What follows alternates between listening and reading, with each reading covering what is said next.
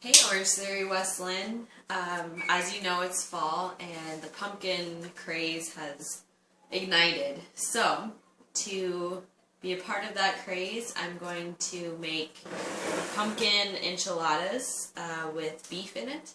So, as you can see, I did some pre-work. I want to sneak some greens in there, so I roasted some broccoli. Did this at the beginning of the week with olive oil. Just roasted them at 375 for about 30 minutes.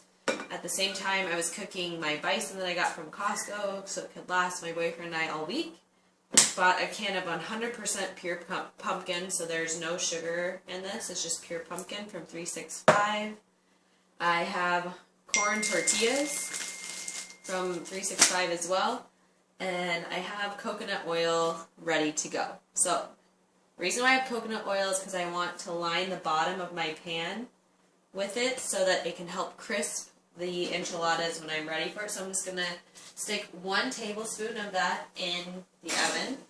The oven is at 375, so I'm just going to stick that in there until it melts. So you will need some sort of spatula to help out with that. So I have corn tortillas. They're just warming up on the skillet. So what I did is I just turned on medium heat, and all I did was just turn it up just so that the corn tortillas weren't hard and that they are more mendable as I add the ingredients here. So what I'm going to do, so this is nice and soft, I'm going to add my beef right in there.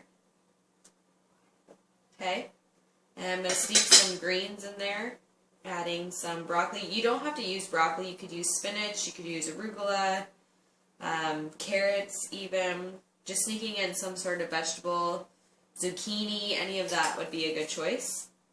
So I lined that up. Now I'm just going to take a scoop of pumpkin, just a spoonful here, and I'm going to spread it around the enchiladas, and I'm just going to roll it up.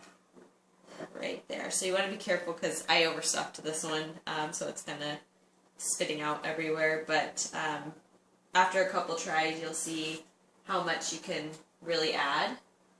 So I'm going to try to go a little bit less on this one so it actually rolls. So this is a good meal to have for the family because you can make a lot of it and it'll last a couple dinners or even lunches if you want to take it. So, as you can see, it's just that same process of meat, veggies, adding pumpkin, rolling it all up together.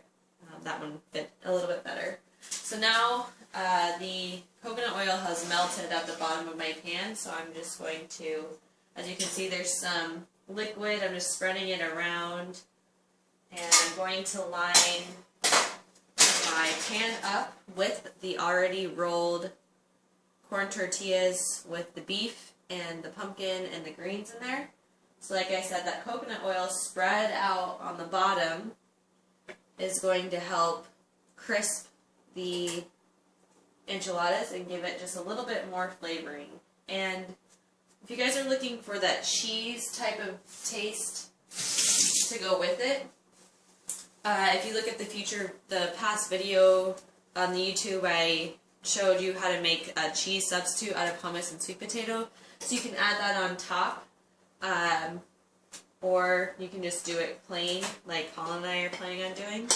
So again, I'm just going to, for time's sake, just show you how to make 3 of them. Just adding the beef, the veggie, and the pumpkin in here. And one of my favorite things to do is decorate them and top it off. So what I plan on doing here, and I'll show you, is once all of my corn tortillas are rolled up and ready to go, I'm going to